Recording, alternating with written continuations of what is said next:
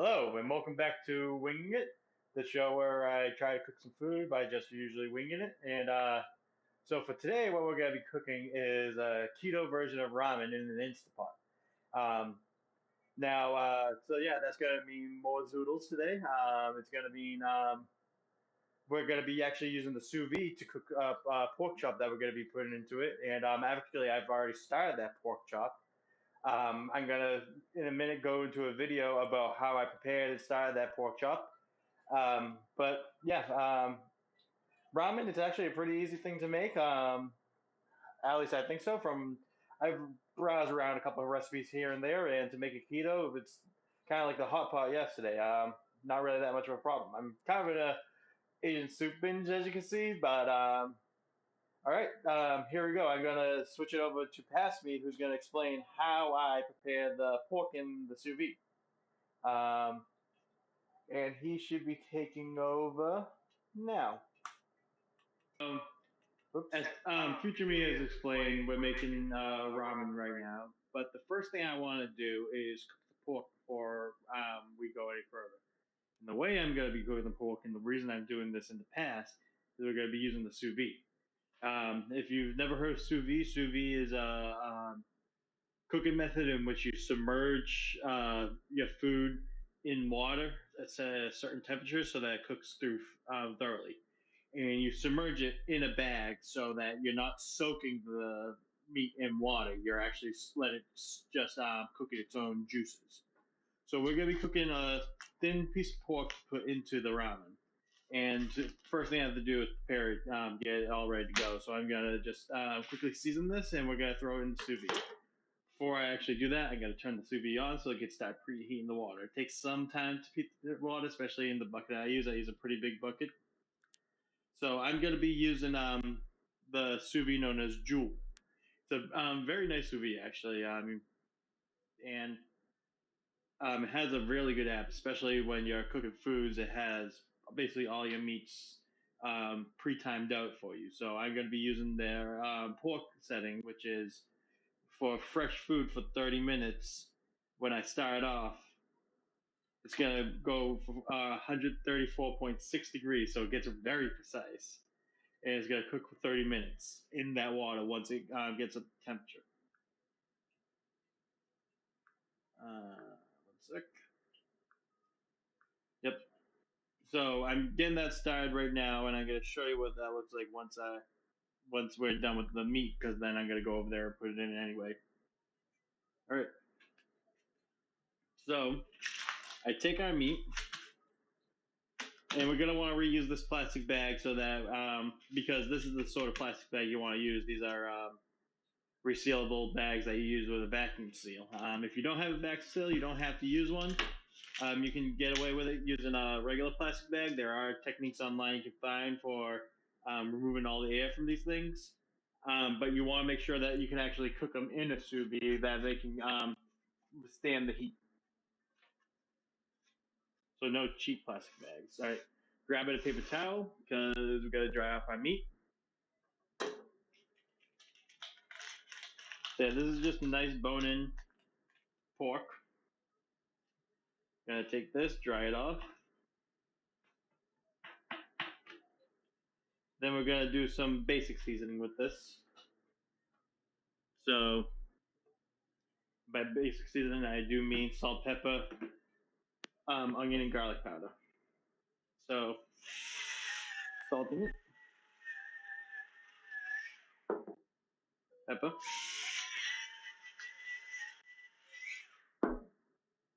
onion,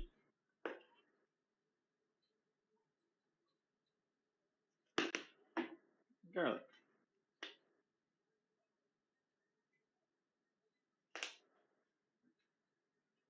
Grab on that side and do the same thing on the other. Salt, pepper,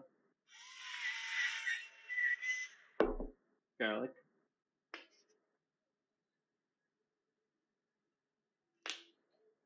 and onion.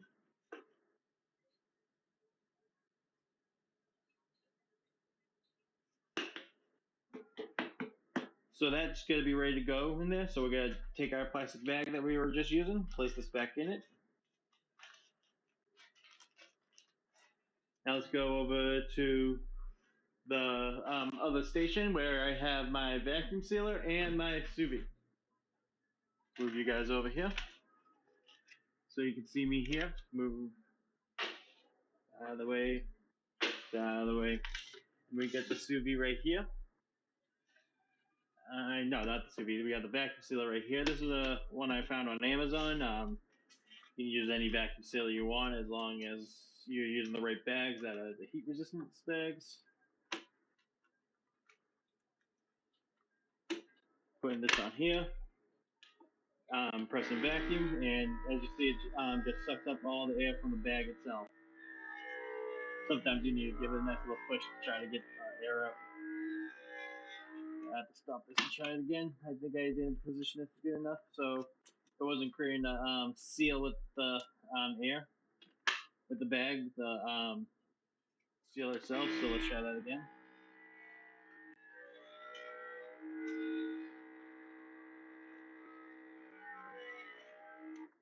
One more try. I'm gonna turn it over. Sometimes that helps. This is one of the only issues with reusing a bag though, is it sometimes does not like to get a good clench there to cause a good seal.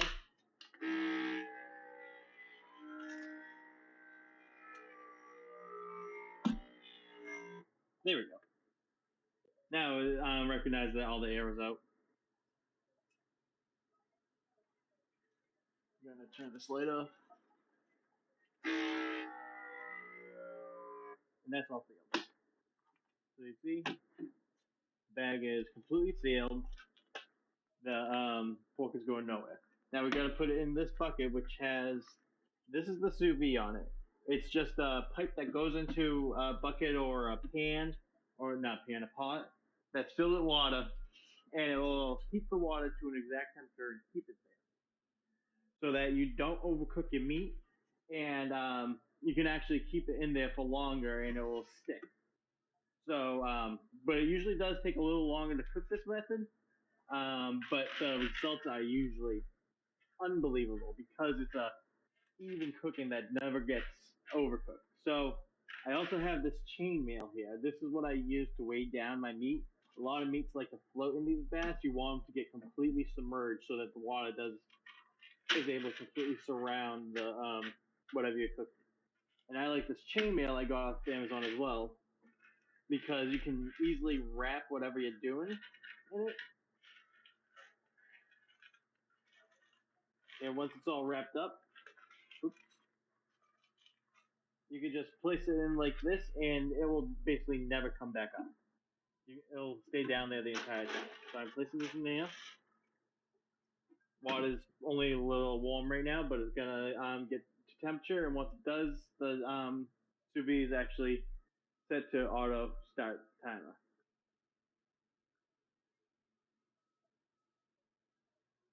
So I'm gonna start that up. Still working, and yeah. Once that's done, we're gonna take that pork out and use the juices inside the broth that we make. Um, but that's a story for future Matt. So I'm gonna send it back to him, and he will be the one to take the rest of this journey. All right. Have a good night from me.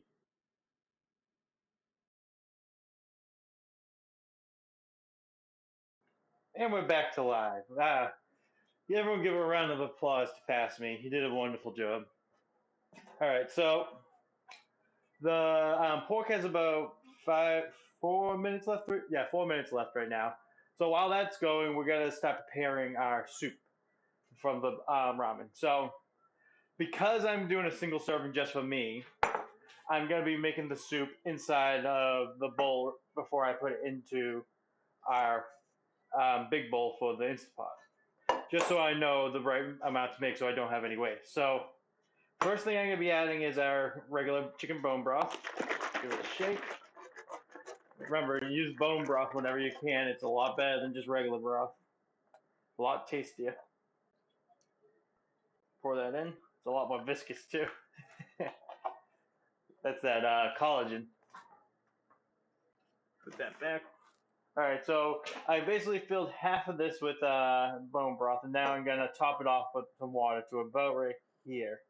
We want a little extra because some of it's gonna be released as steam um, while it's cooking. So I'm gonna be filling this up to a little past where I would usually put this when I put my noodles in here. And that should just make a nice little half and half broth.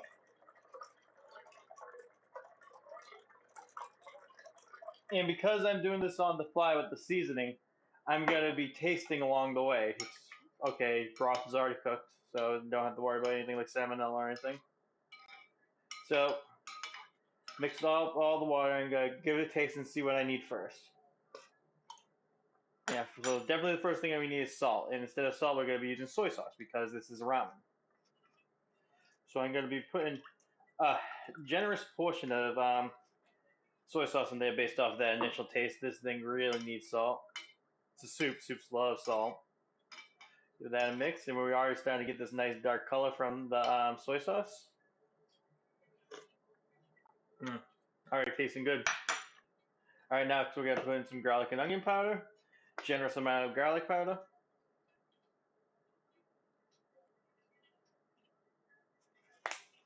Less generous amount of onion powder because we're also gonna be putting scallions in the thing, so we don't need much of the onion powder.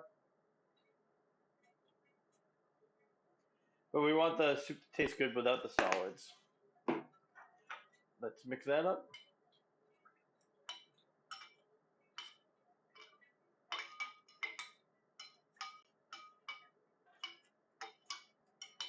That taste.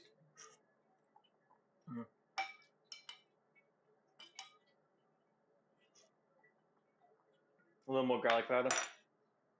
This is why you taste while you go.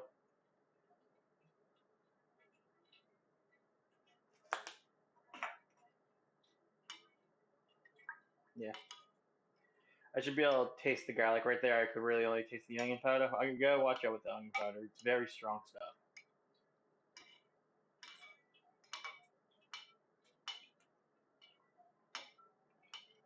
Bad taste. Much better. All right. Next, we're gonna be adding a little ginger. It's gonna add that nice gingery taste to it. Not too much though, because ginger can be a very powerful spice as well. Give that a mix. I'm not looking to completely like dissolve everything in there. The cooking process will take care of that mostly, but I'm just looking to see what the flavor profile is at.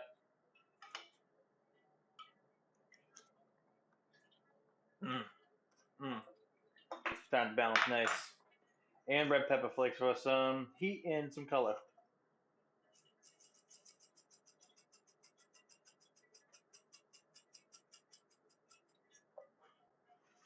Should be good. It's a little layer on top, and that's gonna definitely add a bit of heat to the soup while it's cooking. We don't want it too hot. We're not trying to make some sort of spicy stew. We're trying to make it spiced. Mm. Now, one experiment I want to try before I actually go, that I grabbed a little glass here. I'm gonna dip this in here. Grab a little of the liquid because I want to see if we can kick this up a notch with a little curry powder. But I don't want to ruin the base with that. So put a little in there, mix it around. Yeah, it tastes.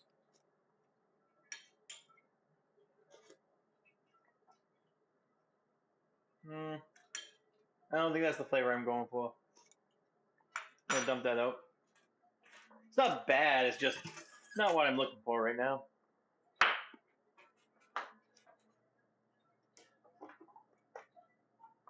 Um. Oh, I also wanted to try a little celery salt in it. Forgot about that. Usually, because when making mussel soups, you always put celery in it, so I just want to try it out with in this as well. So, got a little celery salt in there. See how that changes the flavor.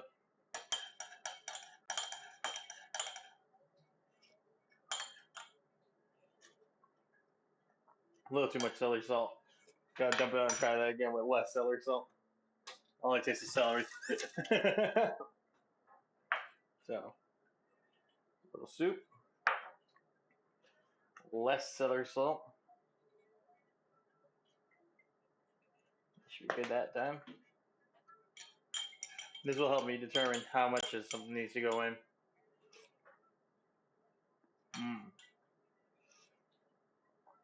It's good, but yeah, still not the flavor I'm going for. I'm gonna go just with the spices that I've gone with.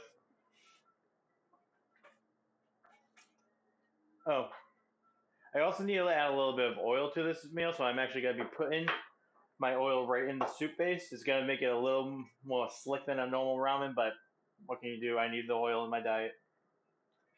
So I'm gonna put about 2 tablespoons of olive oil in here. I know how to eyeball that. This is about right there. Give that a nice mix. I might have to add a little more soy after this because olive oil loves salt as much as broth.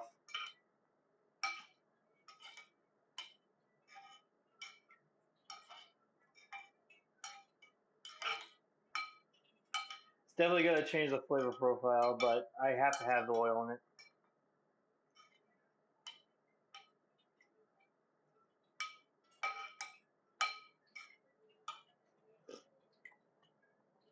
Yeah, and you definitely need more salt now. I'm going to put more soy in.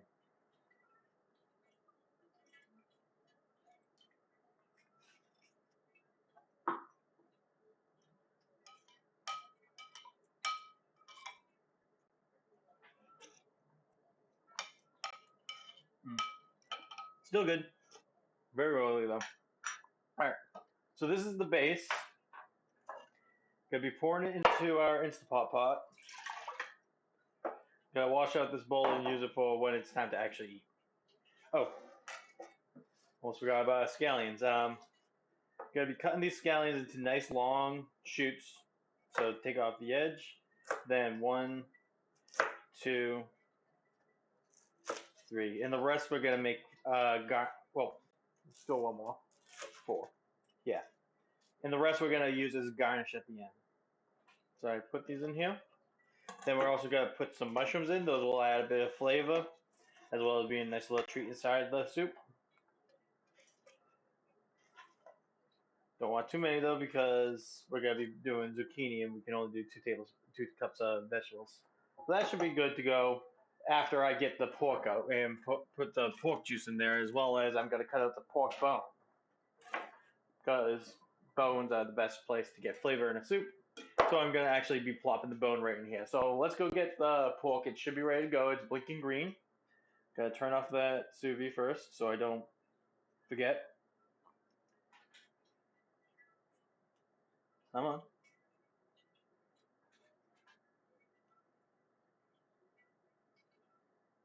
And stop. Okay. Okay. There we go. All right. Let's go over to the sous vide. Come with me. I'm gonna be placing you right here. I'm gonna be grabbing this and this. So I'm gonna lay out this towel right here because water's wet. Grab you want a glove that's waterproof because you're about to stick your hand in hot water. And good thing these cooking gloves are waterproof. I open this, grab the steak and the pork and the chainmail, put it down here. Keep the chainmail nice dry so I can move it. And we have this pork. It looks a little gray, it looks a little weak. It's fully cooked through right now, actually.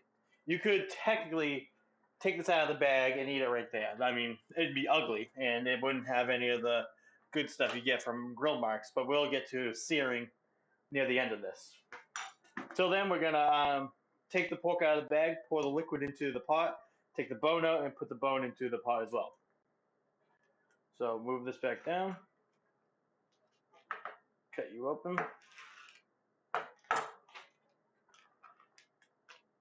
Take out our pork. We didn't get much liquid in the bag, so this is a pretty lean cut of pork. That's all right though. The bone will do most of the flavoring anyway. So look how done this is. I can literally just rip this bone right out without even using the knife.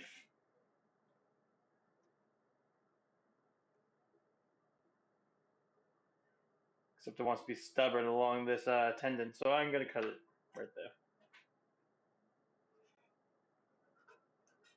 Take this entire bone, we're going to put it in a pot. Alright, and we just need to set this aside for later, so I'm going to grab a towel, wrap the pork in it, and leave it aside for when we're ready to actually plate up, because that needs to get seared on the stovetop. There's many different ways to sear a thing that came out of a sous vide, but I usually prefer using my cast iron pan because those can get so hot without you ever even needing oil. So we bring our InstantPot over, put it on. Now we're gonna go for soup, but this shouldn't even take 30 minutes because it's not raw ingredients. So we're gonna go for maybe 10. Let's see how 10 works. I'm gonna just double check to see if other recipes are doing something similar to that because I mean it is food. You don't want it to be bad. You don't want my advice to be bad. So I'm gonna just take a second and do a little quick googling. I know that's not exactly winging it, but I want to eat good food. So shut up. Let's see. Instant pot ramen. Not ramen. Ramen. Yeah, that sounds about right.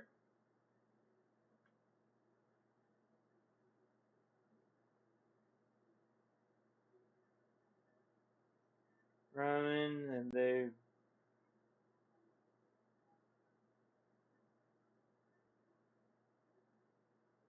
doing instant ramen. We're not doing instant ramen though.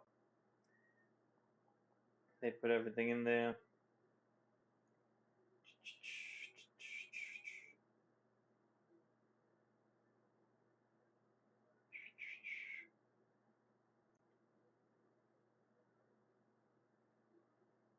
So this is the ramen.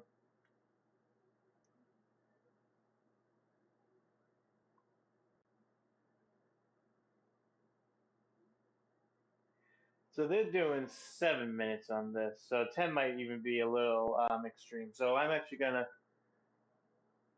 take the time down to 7 as well, because we also don't want to all sit here waiting forever. All right, while that's going, it's time to make some zoodles. Everyone's favorite vegetable, the zoodle. Gonna be moving up. I'm gonna put this actually in the fridge just so you know it's meat. And I'm gonna grab a zucchini. We'll use the one that we didn't use the entire thing yesterday. We'll finish it off today.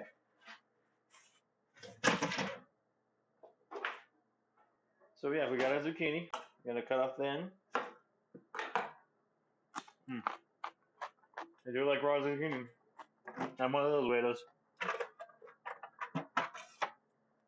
We got our noodler. I'm going to be using 3mm noodles for this. Those should be a good size to be comparable to a ramen noodle.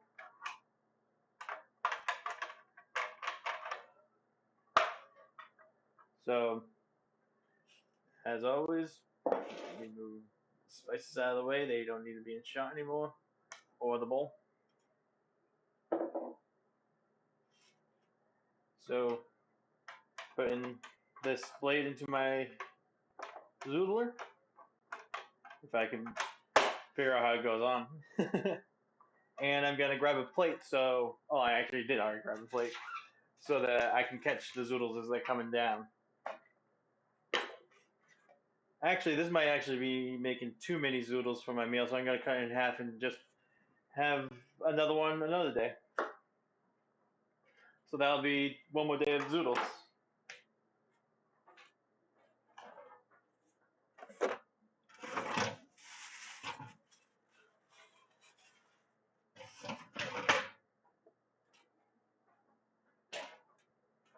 Alright. Zucchini goes on the spiky end. Spiky end goes to the other spiky end. We suction it down so we don't move, and we begin.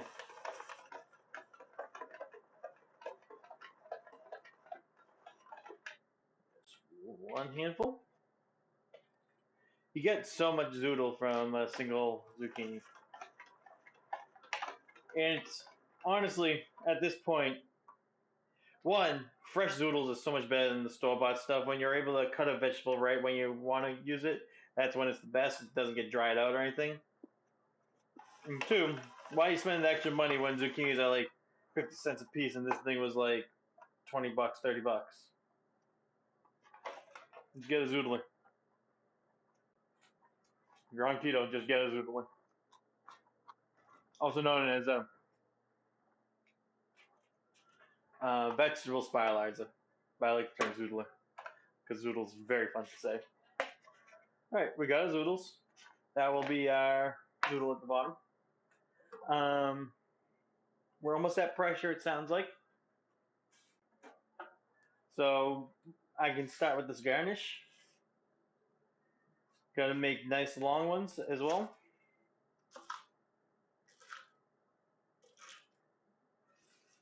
Move that to the side.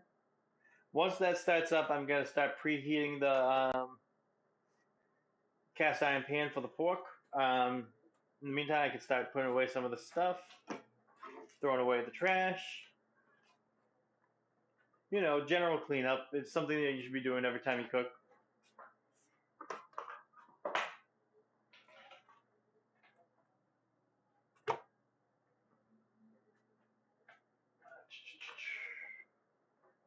We don't need this anymore.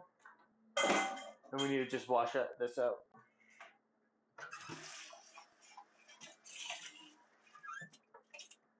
That should be ready for the soup. Now should be ready for the soup. Soy sauce, don't need this anymore, but I do need some more soy sauce. I am basically on the last lick of that soy sauce. I'm gonna have to go shopping tomorrow for some more ingredients.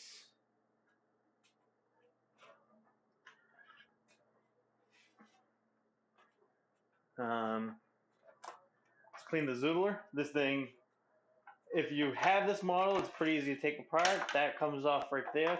There's a button right here so you can take the entire top off, and of course the blade comes off the top like that. And then it becomes a lot easier to clean.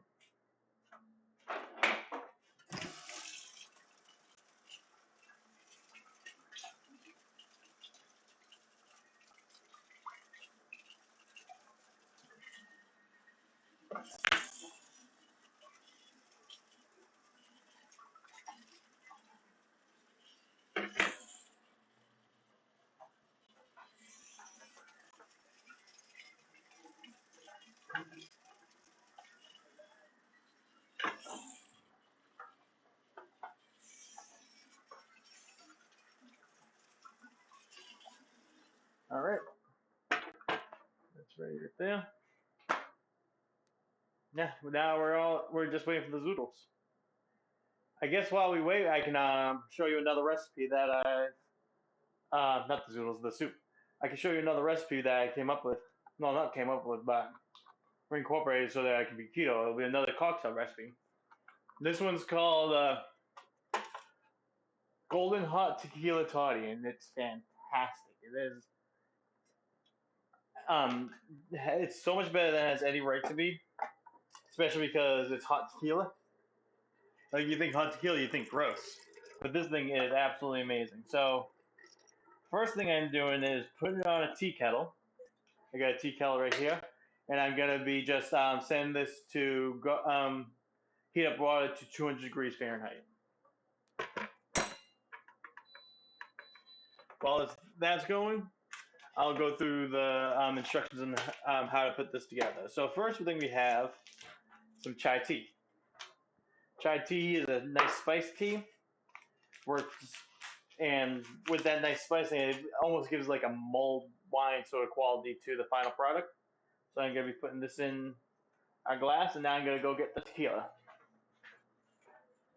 I prefer this tequila. It's the most versatile tequila I know of. It's Juanito's Black Barrel. Juanito's Black Barrel is great because it's tequila and because it's whiskey barrel aged. You can basically make any tequila or any whiskey drink with it, and it's fantastic. Putting that about halfway up. Oops. Don't worry. I got another bottle.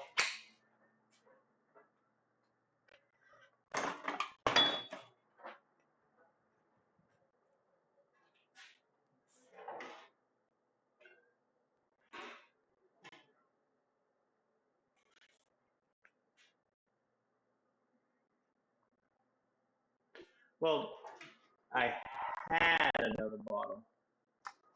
Turns out, over the past couple of weeks, I went through more tequila than I thought I did. That's unfortunate. There's another thing on the shopping list, more tequila. Anyway, that should be good enough. I'll just make it a weaker one. And then we can add our flavoring. So I'm going to be putting in 1 square of stevia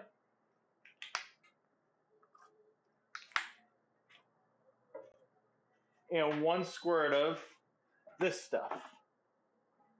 Tropical Mango Stir, which is a stevia-based liquid flavor for drinks. So I just take this 1 squirt. That should be it. Don't want any more than that. Our water's heated up. Take the water, put it in, and you want this to brew for about 5 minutes.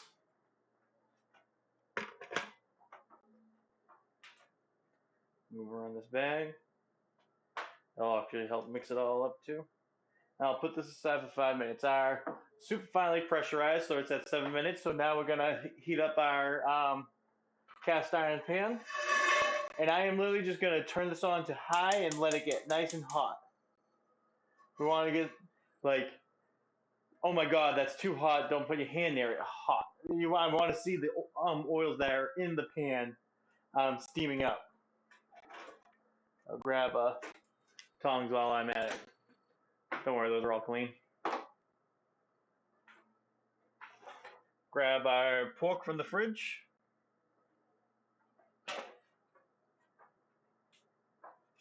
Now we just wait for that thing to heat up.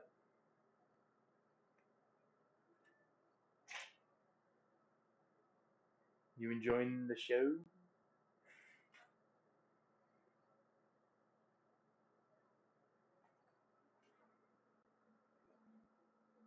Yeah.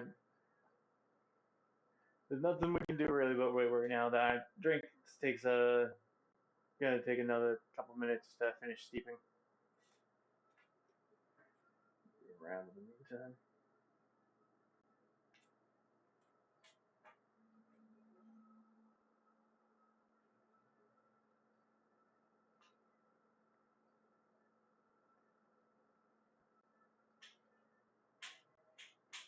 Yeah, so those stir. These I have a few of these. The stir flavor shots. They're kind of like a Mio, but they're made with stevia instead of any sort of sugars. And I don't even really use them for drinking water anymore. I mostly use them in cocktails because they make great flavorings for cocktails for flavors you can't usually have. There's a great one that I use. Is yeah, the orange one is perfect for a lot of things. Um, and they make good 1-2 squirts so you don't oversweeten it and you get good like actual other cocktail flavors. All right, so I'm gonna be taking that pork and I'm gonna be quickly cooking this on the stove. Let me grab a plate because this thing needs to come off. Actually, I can just move over some of the zoodles when we're done. Waste not, want not, you know. So let's go over to the Droid cam because this is gonna be rapito.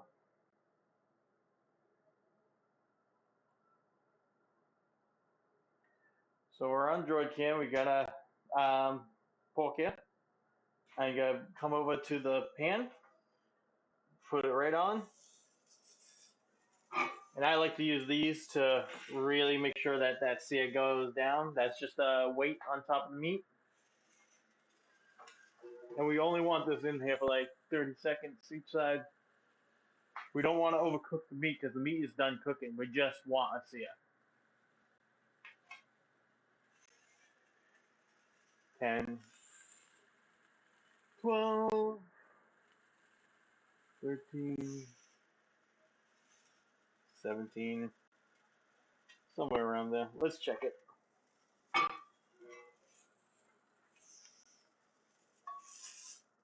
Ah, yes. So yeah, it's like a nice little sear on the outside. Same thing with this side. It's a very quick process, but it's critical when you're doing sous vide to do this, or else you got ugly, ugly meat. No one wants their meat to look ugly.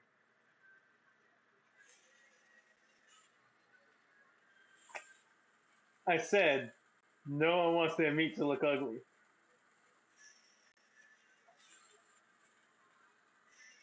All right, that should be good. Let's check the back, make sure it's nice sear. Yep, exactly what we want. Nice little bit of color on there. We can put that there. That's all cooked and looks nice.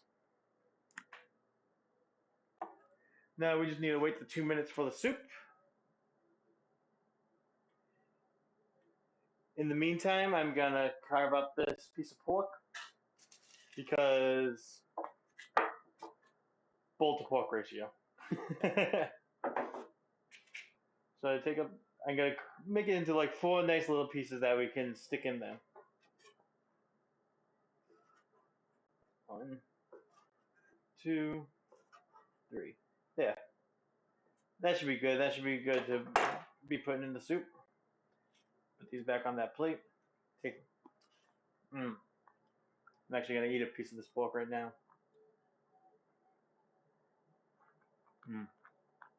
It's so good. It's perfectly cooked. Dude. It's nice and soft and delicious. All right, got 1 minute on the soup, and that should mean our tequila drink's done. This is the golden hot tequila toddy. So good. Gotta mix it up a little bit though. I just noticed that was all tea on top, no tequila. But then again, it was also weak. I'm just gonna grab a random utensil. Give it a nice little mix. Now, usually I like to do a half and half sort of situation with something like this, but what can you do? That's so good.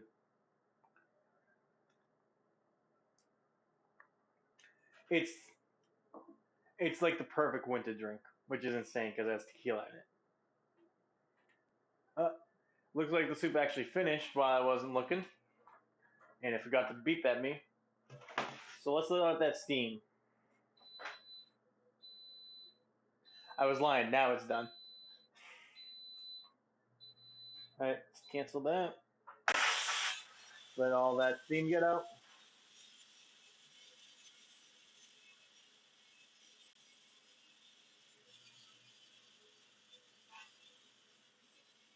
Now, some other things you can usually put in ramen. If you make an egg, it's really good to put hard-boiled eggs in there. But I already measured out all my protein right there, so I didn't want to add more. Also, I don't have any eggs.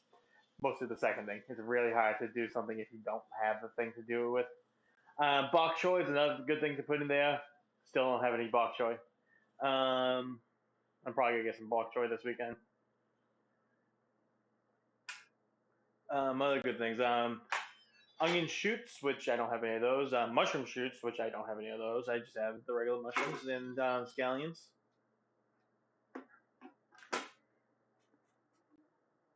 Ooh, that smells like ramen. Got our oven mitt. It's plating time.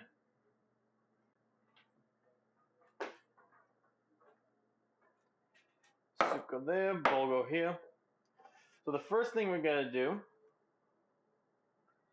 is we're gonna take our zoodles and we're gonna put them at the bottom. The soup itself is gonna cook these zoodles. So we don't want to eat this right away. We want them to get hot enough from being in the soup broth. All right. Next, I take us, and then just for looks, I'm gonna be putting in the pork right away.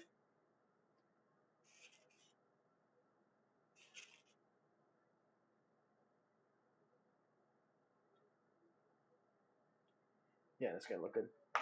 And then finally, let's add our soup. Need a spoon. I want to mix it up a bit because the oil and water separate a bit, which we expected. Mix that up a bit. Now we pour in. Loosen these up a bit. We want them to be light and fluffy.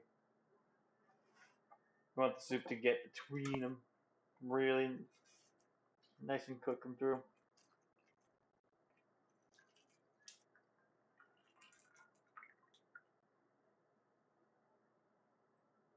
Oops. No, that was a mushroom.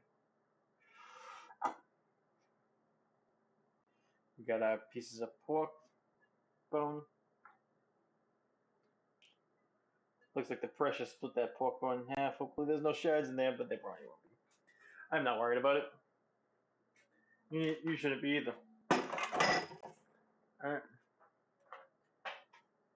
Mix this around a bit. Try to get some noodles up there. Oops, don't go anywhere. Pork, you're staying there.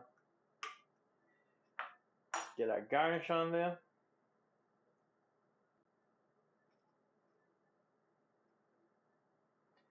Move these to the side. Alright. Now for the photo.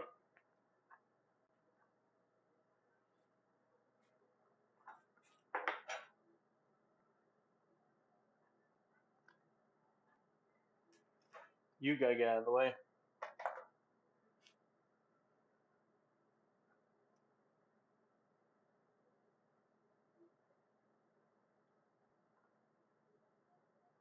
That's a good photo. That's a good picture.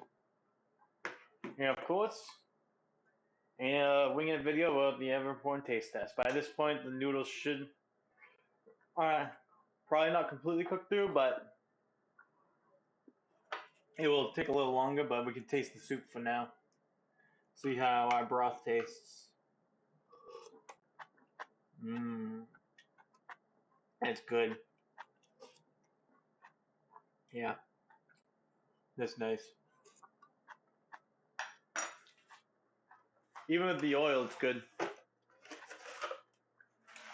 Grab a pair of chopsticks with this. I mean, if you gotta do it, you gotta do it right, right? Let's try some of these zoodles, see how they're done. I think I need a couple more minutes before I start actually eating zoodles. They're a little too crunchy right now. Alright, gotta stop. It's so good. Let's try this pork. We just had it soaking in here for a bit, so get a big bowl bite of this. Mmm, mmm. Oh.